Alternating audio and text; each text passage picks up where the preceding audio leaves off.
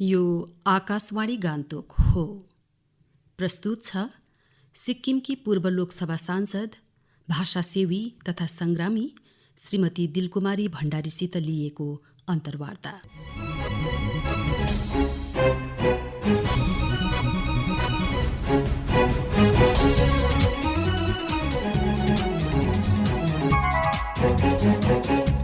नमस्कार श्रोताहरू, आकाशवाणी गान्तोकको स्टुडियोमा आज हामी समक्ष उपस्थित हुनुहुन्छ सिक्किमकी पूर्व लोकसभा सांसद, नेपाली भाषा मान्यता आन्दोलनकी एकजना प्रमुख योद्धा तथा भाषा साहित्य सेवी श्रीमती दिलकुमारी भण्डारी। भाषा हो सभ्यता हाम्रो सारा उदय उन्नति, जीत वैभव भाषामै बाँच्दछन् पछिसम्म यी। भाषाप्रति कवि बालकृष्णसम्मको यस आत्मिक उद्गारसितै अति आदरका साथ यहाँलाई म आकाशवाणी गान्तोक केन्द्रको स्टुडियोमा स्वागत गर्दछु। धन्यवाद। हजुर नमस्कार। तपाईलाई पनि नमस्कार। नेपाली भाषा भारतीय संविधानको 8औं अनुसूचीमा अन्तर्भुक्त भएको पनि अहिले 2021 सालमा आइपुग्दा 28 वर्ष भइसकेको छ। हामी सबै जान्दछौँ विधिवत रूपमा देहरादूनबाट 1956 सालदेखि सुरु भएको 36 वर्षे नेपाली भाषा मान्यताको आन्दोलनलाई आफ्नो साहस र क्षमताद्वारा सफल बनाउने श्रेय गुरामालाई जाँदछ। भाषा मान्यता आन्दोलनमा सक्रिय रूपले सहभागी हुने भाषा संग्रामीहरू, भाषा प्रेमीहरू, विभिन्न संघ संस्थानका प्रतिनिधिगण सबैको अतुलनीय र अमूल्य योगदानले यो सङ्घर्ष सफल भएको हो। भाषाप्रतिको प्रेम तथा अनुराग हजुरमा कहिलेदेखि जागेको हो र संवैधानिक मान्यताका निम्ति पहल गर्ने सोच कसरी आयो? धन्यवाद यहाँलाई अनि अल इन्डिया रेडियो सुनेर बसिरहने सबै श्रोताहरूलाई पनि म नमस्कार गर्दछु र आज मलाई अल इन्डिया रेडियोबाट मेरो अनुभव साझा गर्ने जुन चाहिँ अवसर जुटाइदिनु भएकोमा धन्यवाद दिन चाहन्छु। र भाषाको सुरुवात कहिलेदेखि भनेर भन्नुभएको प्रश्नमा चाहिँ हामी विशेष म दार्जिलिङमा हुर्केर बढेको हुँदा बालापनदेखि नै भाषा संस्कृति प्रति एक प्रकारको प्रेम गर्ने जुन संस्कार पाइयो त्यो मलाई लाग्छ घर परिवारबाट संस्कारकै रूपमा पाइयो। त्यसो गर्दाखेरि बढ्दै जाँदा भाषालाई माया गर्ने, एउटा चेत पलाउँदै गएपछि जातिलाई पनि माया गर्ने जुन चाहिँ आदतकै रूपमा आफू सँगसँगै हुर्कियो, त्यसले गर्दा भाषाको काम जब आफ्नो अगाडि आयो त्यसलाई अति निष्ठापूर्वक गर्ने आफूलाई पनि आवश्यकता महसुस भयो। हजुर, यहाँलाई बाल्यकालदेखि नै अथवा घरको संस्कार परिवेशबाट नै भाषाप्रतिको प्रेम र अनुराग जागेको हो। हजुर, भाषा मान्यता सङ्घर्षको इतिहास र यसलाई अन्तिम रूप दिनका लागि गरिएका कार्यहरूबारे जानकारी दिनुहोला। हजुरले प्रश्न गर्दा भाषा मान्यताको सङ्घर्ष भन्नुभयो हो, यो सङ्घर्ष नगरी नपाउने चिजै थियो। हुन त नेपाली भाषा 1926 भन्दा अघिदेखि भारतमा प्रचलित थियो र यसको विभिन्न नामहरूले यसलाई पुकारिए पनि 1926 देखि नेपाली भनेर किटानै गरिएको भन्छु। त्यसमा हाम्रा अग्रज, मलाई टड्कारो रूपमा नाम आउँछ श्रद्धेय पारसमणि प्रधानको। उहाँहरूको आग्रहमा उहाँहरूले अग्रणी भएर यसलाई अगाडि बढाएर नेपालीको नामकरणलाई चाहिँ यही भाषाको नाम हुनुपर्छ भन्ने जुन चाहिँ अङ्ग्रेज सरकारमा पनि यो किटान गरिएको थियो। त्यसपछि गएर 1956मा सरकारी ग्याजेटै निकालेर यो भाषाको नाम चाहिँ नेपाली हो, नेपालीहरूले बोल्ने यो भाषाको नाम चाहिँ नेपाली हो भनेर सरकारी ग्याजेटै निकालेर गरिएको थियो। र त्यसपछि 1956मा जब देश स्वतन्त्रता प्राप्त भइसकेको थियो, बङ्गाल सरकारले आफ्नो भाषाको जो नीति तयार गरेको थियो त्यसमा नेपालीलाई राखेको थिएन र धेरैले त्यसमा धेरै विरोध गरे। त्यसमा अग्रणी जति पनि हाम्रा साहित्यकारहरू त्यति बेलाका उहाँहरूले गरे, सबैको नाम भनेर साध्य हुन्न, तर श्रीमती माया देवीको नाम म यहाँ लिन्छु। उहाँ चाहिँ काङ्ग्रेस पार्टीमा हुनुहुन्थ्यो र उहाँ हाम्रो पहिलो प्रधानमन्त्री जवाहरलाल नेहरूसँग पनि उहाँको नजदिकको रिस्ता थियो र उहाँले उहाँहरूलाई भेट गरेर यस विषय सूचना दिएर कि नेपालीलाई चाहिँ यसरी बाहिर राखिँदैछ भन्दा उहाँहरूले त्यसलाई स्टेट गभर्मेन्टसँग पनि कुराकानी गरे र त्यसो गर्दाखेरि नेपाली भाषालाई 1961मा बङ्गालको 3वटा महकुमाहरूको सरकारी भाषा भनेर उनीहरूलाई दिनु कर लागेको थियो, खुसीले त दिएन, करै लागेर दिएका थिए, तर त्यति बेला दिएको थियो। र त्यस बेलादेखि हाई स्कुलमा त पढिँदै थियो, इन्टर र बिएसम्म विश्वविद्यालयमा पनि पढाउने आज्ञा पाएको थियो, मतलब उनीहरूले पढ्ने मौका पाए। र हाम्रा धेरै दार्जिलिङतिरबाट पनि कलकत्ता गएर एमए बिए, त्यति बेला त आइए पनि भनिन्थ्यो, पढ्ने गरेका थिए। र यसरी यो भाषाको मागलाई अगाडि बढाएको थियो। सिक्किमबाट लोकसभामा सांसद रहनुभएको कार्यकालमा नै भाषा मान्यता सम्बन्धी सरकारी विधेयक प्रस्तुत गरिएको थियो र यो भाषा मान्यता सम्बन्धी संविधान संशोधन विधेयक पारित हुनुको पृष्ठभूमि पनि खुबै रोचक र चुनौतीपूर्ण थियो। मलाई लाग्छ श्रोताहरू पनि यसबारे जान्न इच्छुक हुनुहुन्छ होला र कृपया यस प्रसङ्गबारे पनि अवगत गराइदिनुहोला। हजुर, तपाईँले अघि नै भन्नुभयो कि नेपाली भाषालाई संविधानको 8औं अनुसूचीमा ल्याउनुको लागि प्रथम आनन्द सिंह थापा देहरादूनबाट प्रयास भएको थियो। र भाषा किन माग्नु पर्यो भन्ने कुरामा चाहिँ स्वतन्त्र भएपछि देशको राजभाषा आयोग बनियो र राजभाषा आयोगले 8th शेड्युलमा 8औं अनुसूचीमा केवल 14वटा भाषालाई मात्रै राख्यो। र आफ्नो भाषा त्यहाँ नआउँदा निश्चय हाम्रो नेपाली भाषीहरूलाई पनि एउटा गुनासो गर्ने ठाउँ भयो र उहाँहरूले यो मागलाई अगाडि बढाएका थिए। र उहाँले पठाएपछि सर्वप्रथम हाम्रो प्रथम राष्ट्रपति डाक्टर राजेन्द्र प्रसादलाई पठाएपछि त्यसपछि भाषा आयोगमा उहाँले पठाइदिनु भयो त्यो लेटर। र त्यस्तो हुँदाखेरि चाहिँ भाषा आयोगमा बिजी खेर भनेर अध्यक्ष हुनुहुन्थ्यो। उहाँले आनन्द सिंह थापालाई नेपाल एउटा स्वतन्त्र देश छ र त्यहाँको भाषा नेपाली भएकोले लाइएन भनेर लेखेछन्। त्यसले बहुत दुखित तुल्याए हाम्रो नेपाली भाषीहरूलाई र उनले तुरन्तै चिठी लेखे कि उर्दू पनि स्वतन्त्र देशको भाषा हो र यसलाई जसरी दियो त्यसरी हाम्रो भाषालाई पनि दियो भनेर सुरु भएको थियो यो माग, होइन? र त्यसपछि अब धेरै खुड्किलोहरू पार गर्दै ढिस्कानाहरू नाग्दै भाषा माग अगाडि बढ्यो। र त्यसरी गर्दै जाँदाखेरि त्यसमा लेट डाउन क्राइटेरिया चाहिँ भाषाको यो हुनुपर्छ भनेर चाहिँ संविधानमा छैन है। तर माग्नु जाँदा तिमीहरूको भाषा अकादमीमा छ लिस्ट भनेर सोधिने हो, तिमीहरूको ग्रामर छ भनेर सोधिने, यस्ता कुराहरूले गर्दा यो चिजहरू चाहिने रहेछ भनेर त्यो जुटाउनमा पनि हाम्रा अग्रजहरू लागे। एक प्रकारले सचेतना पनि हजुर। र जब म 8th लोकसभामा सिक्किमबाट चुनेर गएँ त्यति बेला एउटा चासो थियो, नयाँ थिएँ, त्यति जान्दिनँ थिएँ काम गर्न अघि। र पनि मनमा त्यो एउटा भइरहन्थ्यो नि, भाषाको पनि काम छ भनेर। एउटा कुरो मेरो नजरमा आयो कि बनारस हिन्दू युनिभर्सिटीमा नेपाली पढाउँछ भन्ने त थाहा थियो, तर मलाई थाहा लाग्यो कि त्यो चाहिँ नेपालको महाराजा महेन्द्रले दिएको चेयरमा एउटा विदेशी भाषा भनेर पढाइँदो रहेछ अघि। अनि त्यो गर्दा अब बनारस हिन्दू युनिभर्सिटीमा नेपाली किन पढाइँदैन त भनेर मैले अलिकति गरेँ अनुसन्धान। र त्यसपछि मैले त्यस ताकका मानव संसाधन मन्त्री पीवी नरसिंह रावलाई चिठी लेखेँ कि बनारस एउटा यस्तो पुरानो हाम्रो विश्वविद्यालय हो, त्यहाँ नेपाली पढाइन्छ तर नेपालको चेयरको सहुलियतले। तर म चाहन्छु कि हाम्रो Nepali as modern Indian language त्यहाँ पढाइने गरियोस् भनेर मैले उहाँलाई पत्र लेखेँ। उहाँले सकारात्मक उत्तर दिनुभयो। त्यसपछि मैले लोकसभामा प्रश्न पनि हालेँ त्यसमा, र त्यसमा उहाँहरूले सकारात्मक कदम उठाएर बनारस हिन्दू युनिभर्सिटीमा नेपालीको रिडरको एउटा पोस्ट क्रिएट गरिदिनु भयो। र त्यो पोस्टमा मलाई गर्व लाग्छ कि पढाउन र काम गर्न सिक्किमका छोरा डाक्टर घनश्याम नेपाल नै जानुभएको थियो। र त्यसपछि यथावत आजसम्म धेरैजनाले त्यस रिडरको पोस्टमा काम गरिसक्नु भएको छ। अब यो कुरोहरूको ब्याकग्राउन्ड लिएर जब म 1991मा एमपी भएर सांसद भएर फेरि गएँ, त्यस बेला मलाई कोही पत्रकारले सोधेको थियो तपाईँको योपालि के छ, मतलब यो संसदमा गर्नुपर्ने काम। मतलब मैले उहाँलाई सोचेर त भनिनँ, तर मैले यसै भने कि मेरो 1 पोइन्ट प्रोग्राम नेपाली भाषालाई मान्यता दिलाउनु भने त्यो 91मा थियो। त्यति भइसकेको थियो। तर त्यसको सँगसँगै मैले अब यो लामो हुन्छ त्यो सबै भनिरहँदा अघि नेपाली, कोंकणी र मणिपुरीको 3वटा भाषाको लागि एउटा अर्जी हालेँ म बिल ल्याउँछु भनेर। त्यो स्वीकृत भएपछि मैले त्यो 20 फेब्रुअरी 92मा होला मैले त्यो पेश गरेँ। हाउसमा 2-3 पल्ट चर्चामा आयो हगि।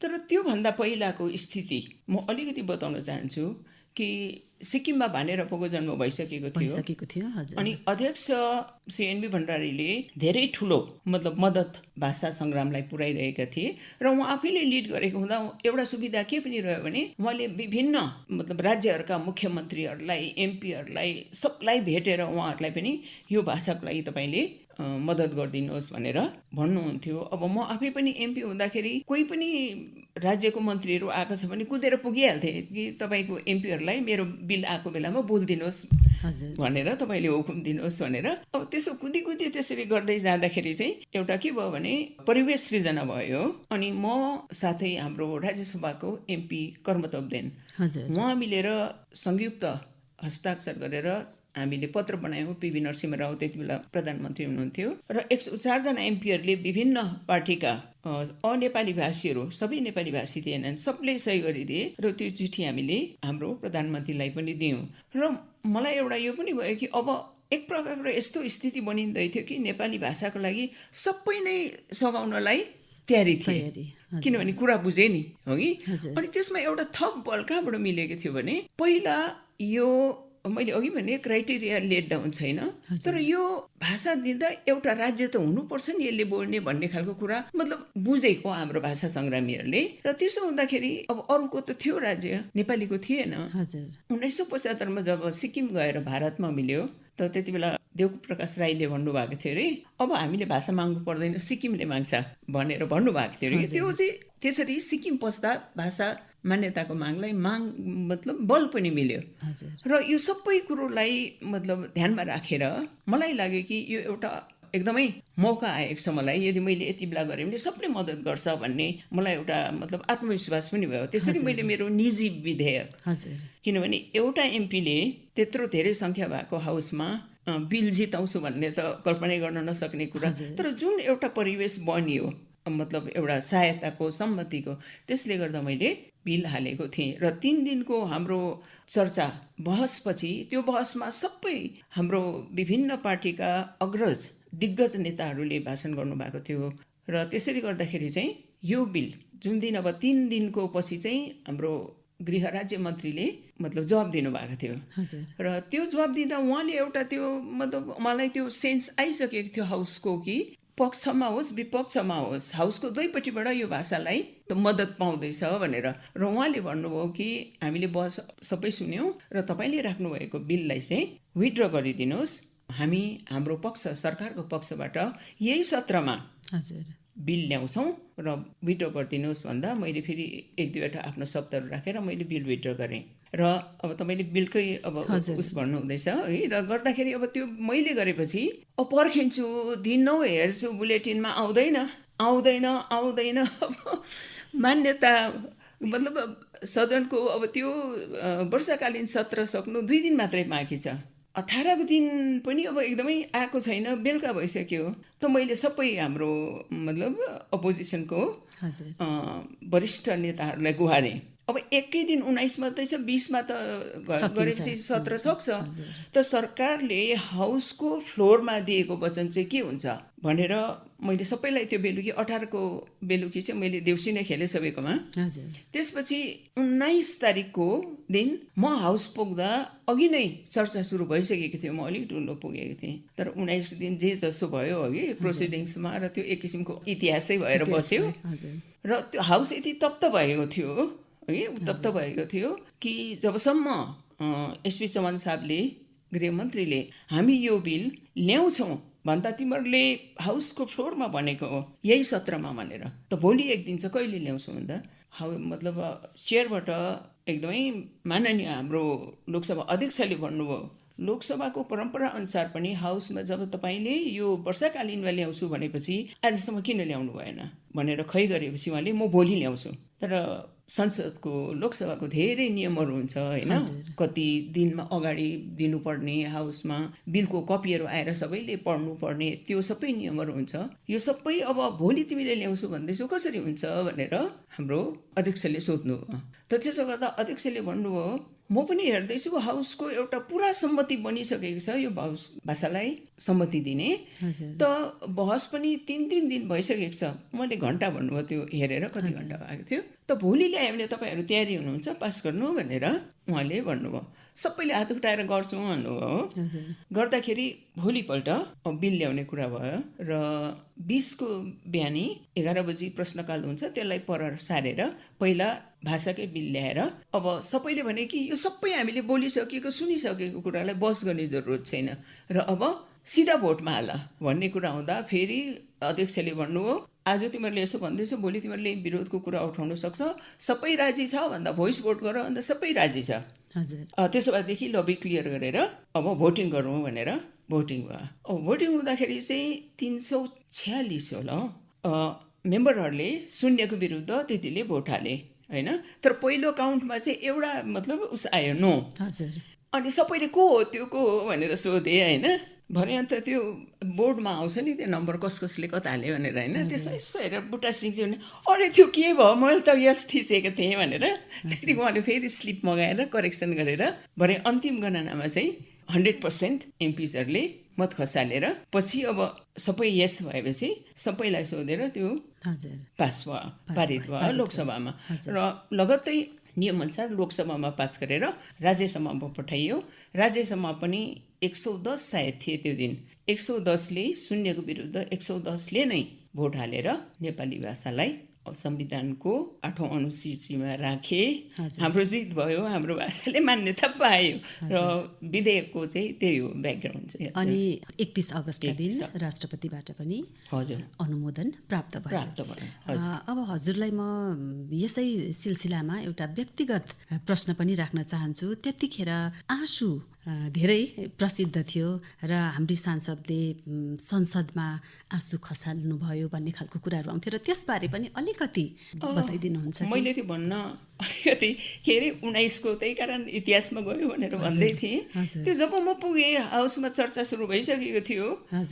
अनि हामी त्यहाँ गएर हात उठाएर यसै अब कोही बेला बोल्न दिइ पनि हाल्छ नि, तर अब धेरै मान्छेहरू बोल्ने संसदहरू बोल्ने छ भने हामीले रुल अनुसार एउटा चिट लेखेर पठाउनुपर्छ, म यसमा बोल्छु भनेर। जब म त्यो लेख्नमा मग्न थिएँ, हेडफोन मेरो कानमा थियो, नेपाली मतलब विदेशी भाषा भनेको गुन्जियो हेडफोनमा। मैले कति बेला त्यो हेडफोन फ्याँकेँ, कति बेला के टिपेँ मलाई थाहा छैन। मैले एउटा हातमा एउटा त्यो कागज राख्नुले एउटा सानो पत्रिका राखेको थिएँ र त्यो लिएर म कति बेला वेलमा पुगेँ मलाई थाहा छैन। तर मैले त्यति बेला चाहिँ अब सबै मलाई हाउसको मतलब पार्लियामेन्ट्री अफेयर्सका मिनिस्टरहरूले पनि भनिरहेका थिए कि हामी ल्याउँछौँ भनेर र हामी यसको लागि सम्मति दिन्छौँ भनेका थिएँ। अनि उनीहरू सबैले मलाई सधैँ यति डिसिप्लिन एमपी देखिरहेको, म त्यसरी उठेर गएर गुलाम नबी आजादको के अरे उस मुड्कीले ठोकेपछि र मैले भने यो के भएको, तपाईँले मलाई यति बताउनुहोस् कि यो सरकारको तपाईँहरूको भ्यू हो या त उसको यो पर्सनल भ्यू हो, त्यो मलाई बताइदिनुहोस् भन्दा उहाँले इन्द्रजितलाई हातले बस भन्दै यो उनको पर्सनल भ्यू हो भनेर भनेपछि र उनी मलाई चित्तै बुझेन हो। म कति बेला त्यो वेलमा बसेँ भुइँमा मलाई यादै छैन र मैले अब के त मैले गर्नै पर्छ यति भएपछि भनेर त्यो जुन चाहिँ मसँग एउटा के अरे पत्रिका थियो त्यसलाई यसो पठाउँदा पछाडि एउटा प्लेन उस रहेछ पेज, त्यहाँ मैले फास्ट अन टु डेथ भनेर जबसम्म तिम्रो पास गर्दैनौ म यही वेलमा उस गर्छु के अरे अनसन गर्छु फास्ट अन टु डेथ भनेर सबै हाउसमा घुमाएर देखाएँ। माथि पनि there was a pin drop silence हो कि, किनभने सबैले मलाई कहिले पनि त्यसरी उस गरेको देखेको थिएन। पिन ड्रप साइलेन्स भयो। त्यसपछि सबै लेडी एमपिसहरू गुरुरु कुदेर मेरो वरिपरि आएर मलाई उठाउने कोसिस गरे हो। त्यति बेला चाहिँ मतलब मेरो आँखाबाट आँसु आउँदैछ भनेर मलाई थाहा पनि छैन। ममताले मलाई उसको पल्लुले आँखा पुछिदियो कि अनि उनलाई लाग्यो कि अरे मेरो आँखाबाट आँसु आएछ भनेर अलिक अप्ठ्यारो पनि लाग्यो। त्यसपछि सबैले उस गर्दाखेरि अब स्पिकरले भन्नुभयो he is very nice words, तपाईँ आफ्नो ठाउँमा जानुहोस्, तपाईँले बोल्ने मौका पाउनुहुन्छ है भनेर भनेपछि त्यहाँदेखि मलाई अलिकति उस पनि भयो। म उठेर मेरो ठाउँमा गएँ र त्यति बेला जो एउटा आवेशमा आक्रोशमा आँसु आयो त्यो चाहिँ अब त्यो आँसु त आएको रुकै भयो त्यो चाहिँ त्यस्तो भएको हो। त्यसपछि अब प्रोसिडिङ्सहरू सुरु भयो है, मैले बोलेँ तर मैले अध्यक्ष महोदयलाई माफी पनि मागेँ किनभने त्यति अनरुली बिहेभियर मैले कहिले पनि गर्दिनँ थिएँ हो कि। र यो चाहिँ मबाट अलिकति उसनै भयो एउटा त्यति बेलाको रोचक म कुरा भन्न चाहन्छु श्रोताहरूलाई, मतलब उस लाग्छ होला चासो। जब मेरो त्यो घटना भइसकेपछि इन्द्रजितले बोलिसक्नु भएको थिएन र उहाँले कन्टिन्यू गर्नु भनेर अध्यक्षले टाइम दिनुभयो। उहाँ बोल्दा हाउस कोही सुन्न तयारी थिएन, नबोल कि नबोल भनेर। त्यसपछि अटल बिहारी वाजपेयीजी उठ्नुभयो र उहाँले भन्नुभयो, हेर हाम्रो संसद प्रजातान्त्रिक ढङ्गमा चल्ने भएको हुँदा उसले बोलिसकेको छैन, उसलाई बोल्न देऊ।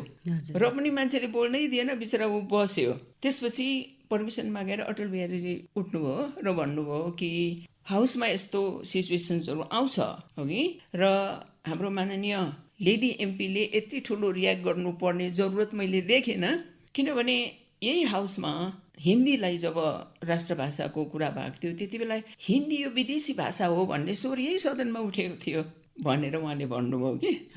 त्यसपछि मैले भने कि मेरो जो एक्सन थियो त्यो चाहिँ मतलब अनकल्ड फर र मलाई सबैले माफ दिनु होला भनेर मैले भन्दाखेरि अध्यक्ष महोदयले भन्नुभयो, तपाईँले जो गर्नुभयो आफ्नो भाषाको लागि त्यो ठिकै हो।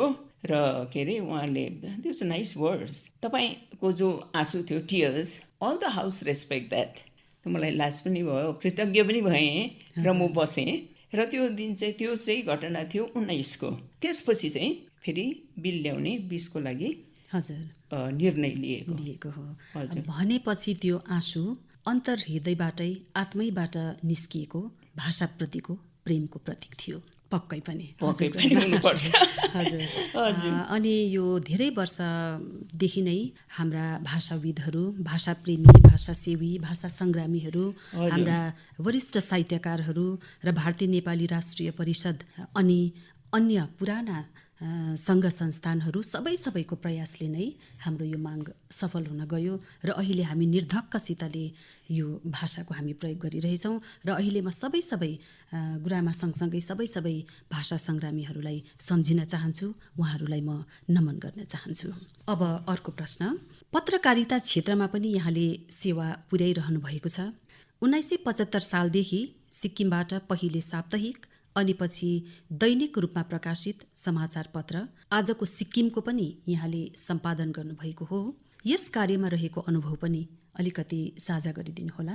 हजुर, यो आजको सिक्किम पहिले साप्ताहिक सिएनबी भण्डारीज्यूले चलाउनुहुन्थ्यो र जब उहाँ मुख्यमन्त्रीको पदमा जानुभयो र उहाँले त्यसलाई छोडेर त्यसपछि 1-2 वर्ष आर मोक्तानज्यूले गर्नुभएको जस्तो लाग्छ मलाई। र उहाँ पनि फेरि आफ्नो अरू काममा व्यस्त भएपछि अभिभार मेरो टाउकोमा आएको थियो र मैले त्यसपछि एडिटरको सम्पादकको पदमा रहेर हेरेँ।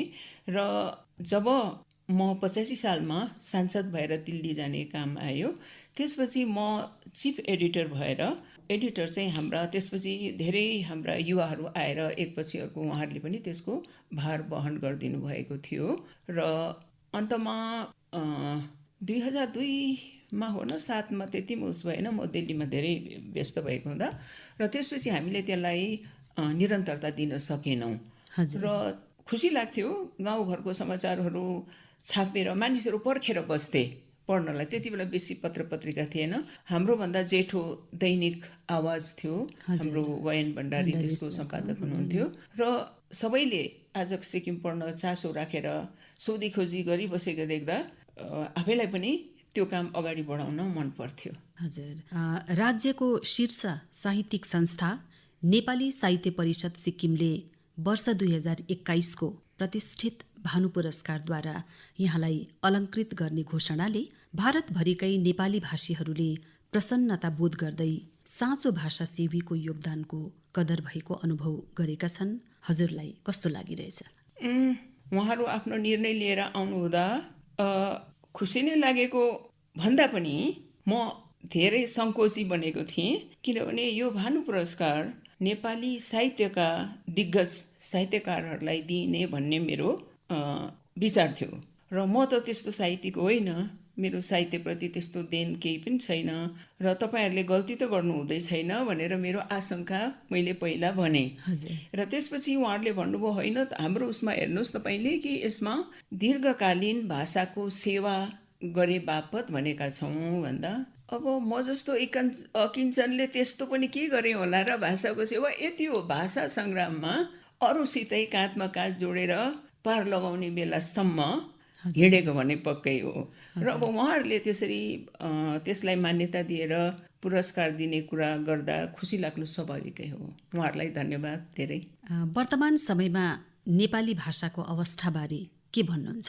अन्य भाषी समुदायको तुलनामा भाषा प्रयोग र यसलाई महत्त्व दिन हामी के कति सचेत छौँ? अब भाषाको अवस्थाबारे भन्नुपर्दा म त्यस्तो कुनै साहित्यकार पनि होइन, फेरि भएन विद्वान पनि होइन, भाषाविद होइन, गर्दा त्यो माथि भाषाको अवस्थामाथि टिप्पणी गर्न म आफैलाई सक्षम ठान्दिनँ। तर एउटा कुरा हो कि भाषा जो हाम्रो मान्यता पाइयो होइन, त्यसमा हामीले जो गऱ्यौँ सबैको प्रयास थियो, मेहनत थियो है। त्यो पाएपछि हाम्रा साहित्यकारहरूले म हेर्दैछु पुस्तकहरू त धेरै आइराखेको छ छापामा, हामी भेट्छौँ पनि पढ्छौँ पनि। र 1975मा जब अकादमीले हाम्रो भाषालाई मान्यता दियो त्यसपछि त यो अकादमी पुरस्कार बारम्बार हामीले पाइराखेका छौँ नि होइन, पाइराखेका छौँ। अनि के अरे आज पर्यन्त विभिन्न विधामा कविता, बाल साहित्य होइन, सबै विधामा पाइँदैछ। तर त्यसपछि जबदेखि नेपाली भाषाले मान्यता पायो अरू ढोकाहरू पनि खुला छन् नि। राष्ट्रिय पुरस्कारहरू पाउने हो, अकादमी पनि राष्ट्रिय पुरस्कार, तर अरू पनि छन्। त्यसमा मलाई धेरै नाम याद छैन। ज्ञानपीठ र सरस्वती सम्मान पुरस्कार भन्नेहरू अरूले पाएको देखेको छु होइन। त्यो प्रति हाम्रा साहित्यकारहरू कति प्रयासरत छन्, सायद गर्दै होलान् भन्ने आशा साँच्छु। र अहिलेसम्म पाएको भन्ने देखेको छुइनँ अघि। र अब उहाँहरूमाथि ठुलो जिम्मेवारी छ भाषालाई अगाडि लाने, भावी पिँढीलाई बाटो देखाउने। र उहाँहरूले गर्दै जानु हुँदै नै छ र मैले नदेखेको मात्रै होला। अब मैले चाहिँ विशेष मेरो चाहिँ अब आफै साहित्यकार होइन, त्यसको मापदण्ड चाहिँ पुरस्कारहरू भने जस्तो भयो। तर त्यस्तै हेर्दाखेरि त्यो नपाएको देख्दा सबले पाउँदा हाम्रोले पनि पाउनुपर्ने भन्ने लागेको मात्रै। हजुर, भनेपछि हाम्रा साहित्यकारहरूले यो राष्ट्रिय स्तरको पुरस्कार मात्रै होइन, राष्ट्रिय स्तरको साहित्य अकादमी पुरस्कार सरह ज्ञानपीठ पुरस्कार र सरस्वती सम्मान जस्ता पुरस्कारहरू पनि पाउनु पर्ने हो। हजुर, भविष्यका कर्णधार युवा पिँढीलाई भाषाको सम्मान र संरक्षण गर्ने दिशातर्फ कस्तो सुझाव दिनुहुन्छ? भविष्यका कर्णधार हाम्रा युवा पिँढी नै हुन् र उनीहरूले भाषाको सम्मान र संरक्षण गर्ने दिशातिर जागरुक हुन अति नै आवश्यक लाग्छ मलाई। हाम्रो भाषा भन्ने कुरो हाम्रो संस्कृति, हाम्रो चिनारी हो। हाम्रो यो यति ठुलो विविधतामा बाँचेको देशमा हामी को हौँ भनेर चिनाउने चिनारी हो। र यो कुरोलाई हामीले बिर्सनु हुँदैन। हामी शिक्षित बन्दै जान्छौँ, शिक्षाले हाम्रो ज्ञान चक्षु खोल्छ। धेरै कुरो हामी विश्वलाई नै आफ्नो मुठीमा पाउन सक्ने प्रविधिहरू तयार भइसकेको छ। तर हामी को हौँ आत्मविश्वासको साथ त्यसलाई अङ्गीकार गरेर अगाडि बढ्न पर्ने हुन्छ। र त्यसबेला एउटा हीनताको भावना बोकेर जो आजकल घरि म कति उसमा देख्छु, अब त्यो त्यतापट्टि गयो भने धेरै समय जान्छ होला। तर हामी आफै भारत विविधतामा एकता लिएर बाँचेको देश जुन चाहिँ छ, जहाँ भनिन्छ कोस कोस पर पानी बदले 4 कोस पर बानी, भनेपछि कति भाषा छ हाम्रो। तर त्यो बीचमा हामी को हौँ भन्ने कुरो त आफैलाई आत्मविश्वासको साथ भनेर मेरो भाषा, मेरो संस्कृति पनि अति मतलब धनी छ, संस्कारी छ भनेर आत्मविश्वासको साथ अगाडि बढ्नलाई भाषाको उहाँहरूले अस्तित्व र सम्वर्धन त गर्नै पर्छ भन्ने जस्तो लाग्छ। तब मात्र यो भारत देश जुन चाहिँ एउटा ठुलो फुलबारी भनेर हामी दाँजो गरिबस्छौँ, त्यसमा सबैभन्दा चहकिलो र सबैभन्दा सुन्दर देखिने फुलको रूपमा आफ्नो जातिलाई, आफ्नो भाषालाई अगाडि बढाउन युवाहरूकै त कर्तव्य हो।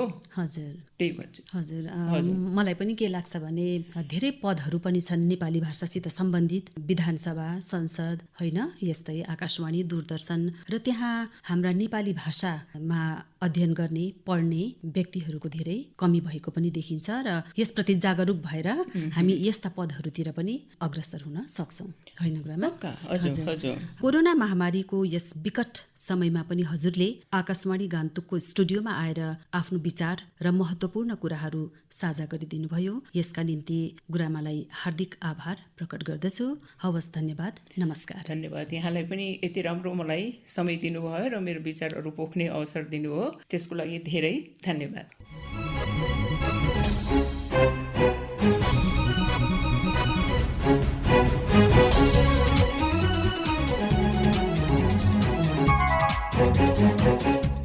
अहिले सुन्दै हुनुहुन्थ्यो सिक्किमकी पूर्व लोकसभा सदस्य, नेपाली भाषा सेवी तथा संग्रामी श्रीमती दिलकुमारी भण्डारीसित लिएको अन्तर्वार्ता। यो आकाशवाणी गान्तोक।